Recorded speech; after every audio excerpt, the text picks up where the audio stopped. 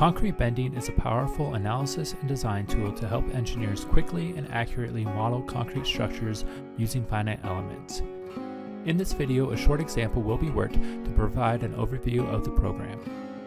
Let's get started. ConcreteBending is primarily used to design concrete slabs or walls that are loaded out of plane. Therefore, the program is especially useful for designing elevated beam and slab systems, suspended slab systems, and walls.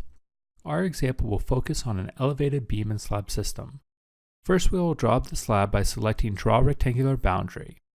Instead of specifying the reinforcement for the slab, we will let ConcreteBending optimize the reinforcement layout and choose from 3 reinforcing layouts. While we only have one slab for this project, numerous slabs with different parameters can be used in ConcreteBending. Now we will draw a line support representing a wall to support the slab on one side. Next, we will create some beams to support the rest of the slab. These beams will be supported by 3 point supports representing columns.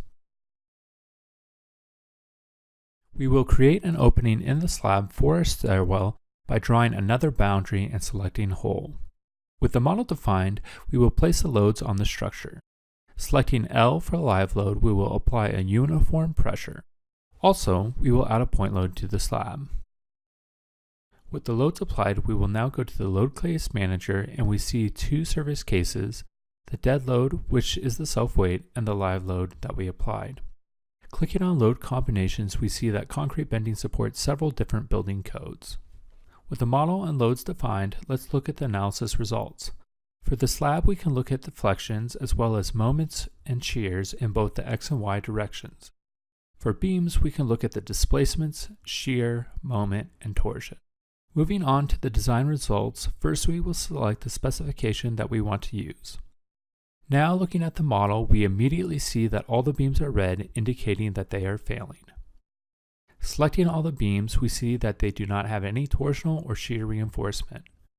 In addition to increasing the top and bottom longitudinal reinforcement, we will add longitudinal torsional reinforcement and closed stirrups to resist torsion and shear. Having adjusted the beam reinforcement, ConcreteBending recomputes the design, and we see that the beams are no longer red and now they pass.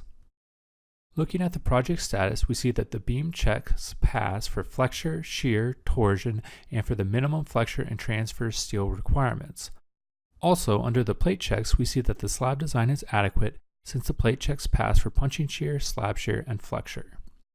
Looking at the model, we can see the suggested rebar patterns that the program recommends for top and bottom mats in the X and Y directions. In just a matter of minutes, we have used ConcreteBending to completely design our elevated slab and beam system. Now that you have seen what ConcreteBending has to offer, head over to our website and download the fully functioning trial for free.